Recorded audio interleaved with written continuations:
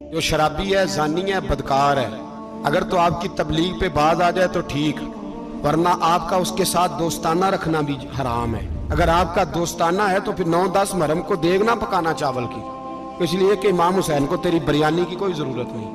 اگر محلے کے غریبوں کو گالی دینے والوں کے ساتھ تیری دوستی ہے تو پھر 10 محرم کو چاول کی دیگ بالکل نہ پکانا، اس لیے کہ یہ کوئی تماشا نہیں کہ دوستی قاتل سے بھی مقتول سے یارانہ بھی۔ کیوں ظالموں کی مدد کرتے ہو؟ کیوں ان لوگوں کے نعرے لگاتے ہو جو یزیدی ہیں؟